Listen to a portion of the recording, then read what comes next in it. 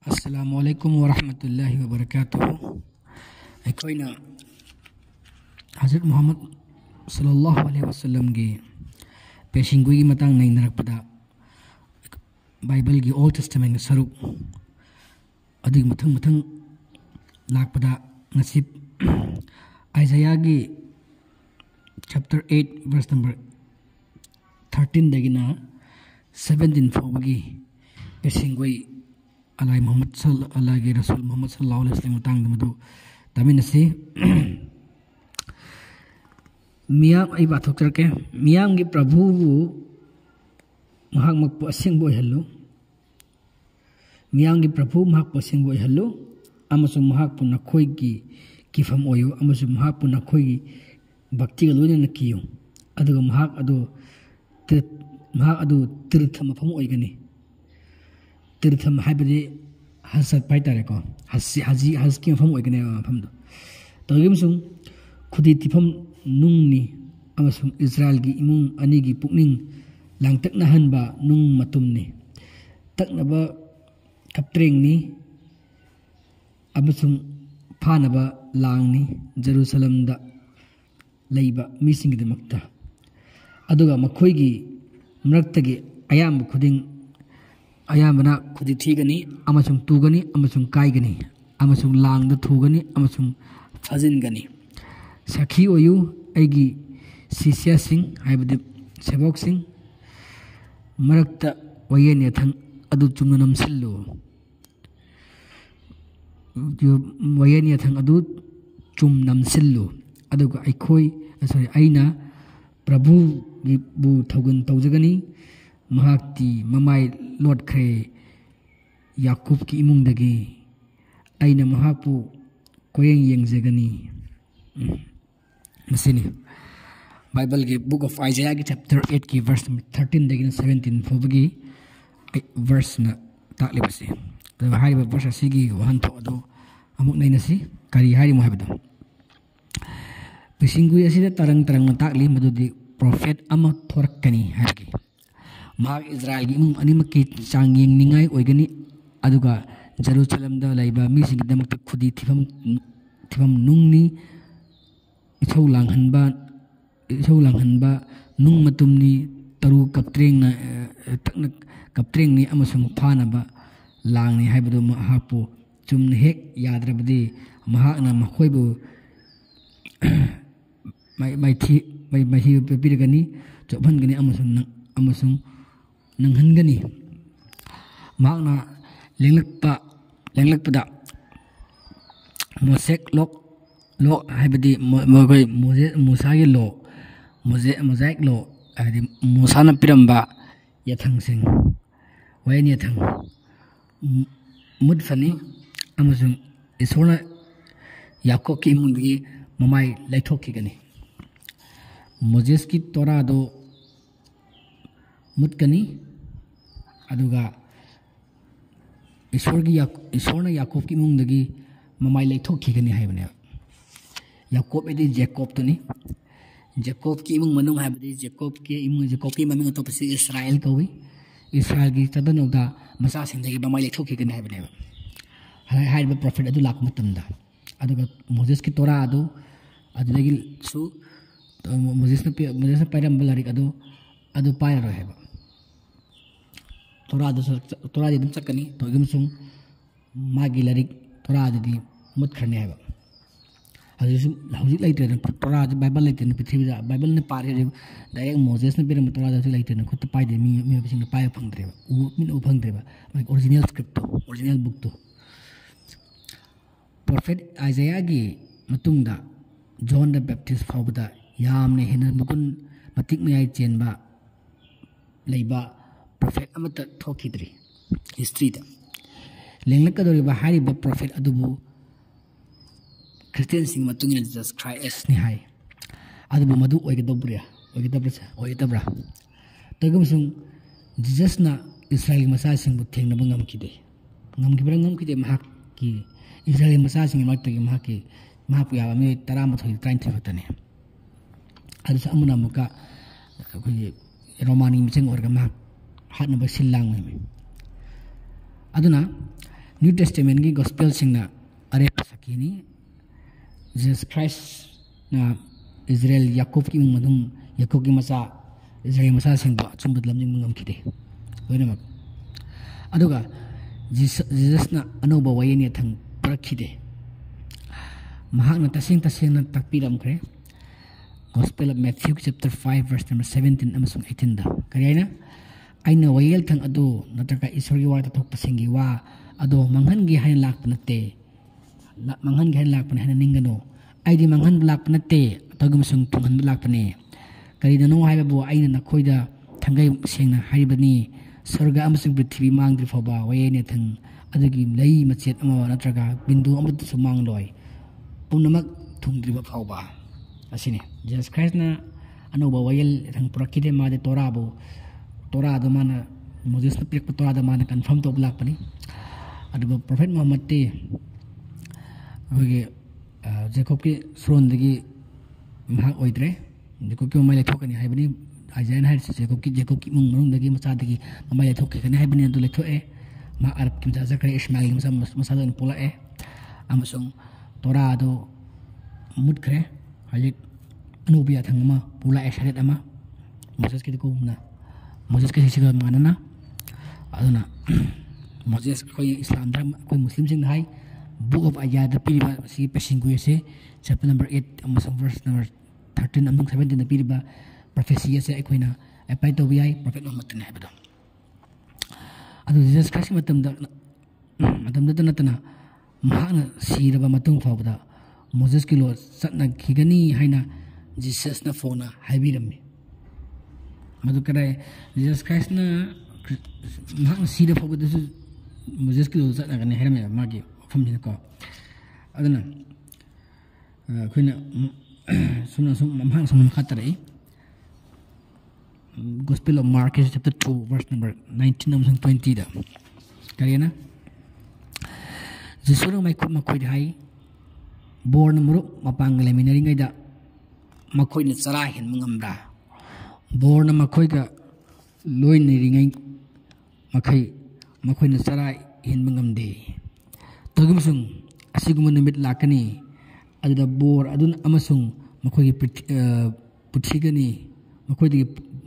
pukigani amasung nimit aduda makoi chara hen gani sida hariba Gospel of Mark to piribo famse si matung ina Moses ki matung da Jesus Christ ki matung da Moses ki law Moses ki law Moses ki Torah tan da taram labadi mahak na tasima hiram udamni charai heman nimit loi khai aina charai heman nimit loi khai hiram gane ba togi musung mahak na siang na hiram haibiram kre madudi mang leitraba matung fawda maki sisya sing chara adum hen ki gani aina aduga pesingui sida paliba wayeng thang adu chumnam sallu wayeng na ya thang adu chumnam sallu haibra from palliba jiki Isaiah ge book of Isaiah da khogi chapter 8 verse number 13 and 17 da palliba from adu amasina takli kariyana uthai bana daga kakpagi arth natteba masina chapchaba arthadi wasak liriba prophet ado lengli matam da anobo wayen purakani amasung maduna Moses ki lo aduga mahut singani aduna mahakna lenglak tri phaba Moses ki lo hai Moses bi wayel ya thang sing ado kayan satna khigani hariba asi chumdrabadi isorna Jacob ki imundagi mamai laithokigani haina pesingui sida kari ki palambage wasak liba prophet aduna lenglak matam da anabu wayen purakani amasung maduna Moses ki logi mohos singani haibane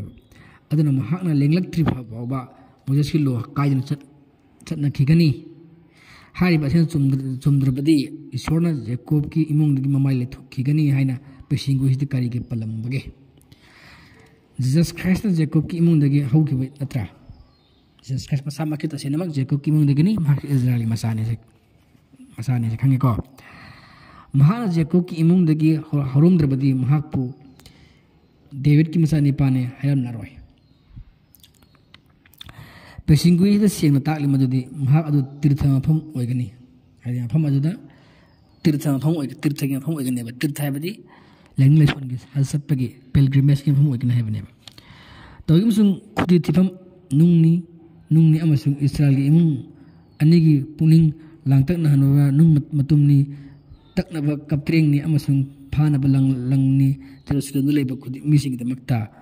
अदुगा मखोगी मरक्तगी अयाम खुदी थीगनी अमसुं तुगनी अमसुं काइगनी अमसुं लांग थुगनी अमसुं फाजिनगनी से हजिक हागिबा वहाइसिंग असे सी वहाइसिंग असेना खुदम पुनम असिबु सी वहाइसिंग असे खुदम Poonam असिबु Jesus खाइते pull-up apply तब याब्रने यादे मावना मसिवा फमसिंग असे मावंदा थिंदना कसु एप्लाई तब ngamde मसि मावना सिम एप्लाई तबदे मसि मावना थुंगिन मसिवा पेसिंगुइ सिमाना मावना थुंगिब सैते न्यू टेस्टामेंट ना सेना ताकली मदुदी जीसस ना अफबा पौजेम स्नुप होरपदा इजराइल मसासिंग महाकपो परवा करिसु तोरमदे अमसु महाक ख्वाइपुन मना होय पुरमकि तमसिनफम यंगसिनफम ओइरमे ममोंदा अफोंग वहाय मखोयना महाकपु यामना साथीना तोबिखियेबा मदुई साखीदी Gospel of Luke chapter 22 verse number 2 to 6 ता कइन हाय अदु अथु पोहि सिंग अमसुंग शास्त्री ओजा सिंग हाय जुगिरा बायम सिंग फारिसी सिंग सदस्य सिंग इबुंगो करमना हाट यागदागे हायन थिरम्मी मने मखोयना मी सिंग किदुन लेरम्मी अमुक्सुंग तारानि थोय अदुगी मरक्ता मसिंग चनबा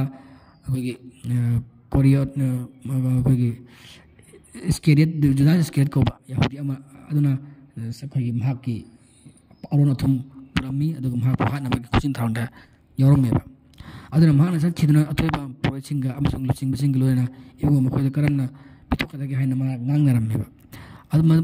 मदुदा मखोयना हराउदुना मंगोंदा सेन पिनबा लेपनरमेबा अदुना महाना यारदुना म्यामना जमा तमदे बंगोबा मखोयना पिथोकनबा खुदोंग चाबा थिरमेबा मसिका यावी Luke chapter 22 tani verse number 1 to 6 tagin hana Jesus Christ si marki mi jini akire aduni haning se aduna pesingui si tongana karkhenai pesingui si mak sai nung asina thangai ma sengma ji sunate mahaki matung lingla kada ba chawa ba pangala prophet amana tai nung haibasi ai da wai nung ma sinara se ai jai buga ba ya nung han sinara kana sunte hazrat Muhammad pani Jesus Christ sa nung asing maranda sabona haiduna la popi kara yawi madu Matthew chapter number 21 verse number 42 and 44 some tai karina yum saba singna chanadaba nung adumakna chithekpi mapi ohilame chithekki mapi ohilame masi prabhudagini amasu masi aikhogi mittagi angakpani maramduna aina nakhoida hairi isrogi lebak ado nakhoidagi lauthokigani अदुग मदुगी मही जांगदब जात अमदा पीबीगनी अमस नुंग असि मथक्ता तुगु महाक अदो मचेत काइगनी तोगि मसिद मथंता मसिन मथक्ता ताबा कनागुम अदो उफुनगुम ओइगनी हायबको असिदा अदनी जस खास मसामन हायबा अखोई ख्वाइदगी फटखिद्रबा नुंगुम्बा अरब हायबा जातिसे नुंगुमना बाबुकचेन अखोई याम फटखिद्रबा नुंगुमा असिदगी ईश्वरना अफबा मि थोखलगा जाति की कई ओहनगनेबा अदुगा मसिग मथता मसिग मोय थेंगाइनाबा ngमोय हाय जाति सिंगसिगा अदुगा हाति हारिबा जाति सिंगसि नाम थुटपसु ngमोय अदुगा ईश्वरगी मदु ईश्वरगी थौजालनी ईश्वरदगिनी ईश्वरना मंगोंदा अदुम पीबीबने असिनी से पलसेको अदुना पेशन गुइसिता पलिबा नुंग असि तसेनमक मुहम्मद सल्लल्लाहु अलैहि वसल्लम बनी मरमदे हजरत जिसुगी मतुंगदा ngasi फावबदा लाकिबा प्रॉफिट कनामदा लाइते हजरत मुस्तफा नतना अदुगा मुहम्मद नतना अदुगा इबुंगोना लेंगलकपदा इजराइल की इमुंग अनि हाइबदि जुदाइज्म अमसुंग क्रिश्चियनिटी थोंगाइजनम कांखोंग चहेनख्रे क्यामुक मंगनख्रे नत्रगा नंगनख्रे अमसुंग क्यामुक फाजिनदना मुस्लिम अदु क्यामुक मखोइबा मुस्लिम सिंगना अखोइगे लाथुदना नमहत्ख्रे करिगिनो मखोइना इस्लाम धर्म संदोक मतमदा मखोइना इस्लाम मेयोक लंदा रखिबा अमस इस्लाम थना बखोन रखिबा दु बोइना मखोइना ngमखिदे माइ पाखिद्रे मुस्लिमना माइ पाखरे अदना इतिहास सखिनी अरब कंट्री सिंग लेरमसे हाना जियो क्रिश्चियन घतनी मसी इस्लामना लाखपति मखोइ लोन मुस्लिम ओनखिबने तम तम तम तम इस्लाम धर्म खुदम चनखिबने इतिहास साक्षीनि पेसिंगुई गिदी खुदम पुनमक प्रोफेट मोहम्मद सल्लल्लाहु अलैहि वसल्लम दा मतिक चाना प्रमाण चाना प्रमाण चाना खरे पतिक चाखरे मसिबु एप्लाई तौबदा बुक ऑफ आइजाया की चैप्टर नंबर 8 वर्स नंबर 13 दाइनो 17 फोबगी 1 to asi matang adlusan jarage aduna haiba pesingu yesi piri basi ati kana apsnati Hazrat Muhammad sallallahu alaihi wasallam ni sinang asigi Old Testament ge saruk book of Isaiah chapter number 8 verse 13 to 17 ki pesingu matang adlusan jare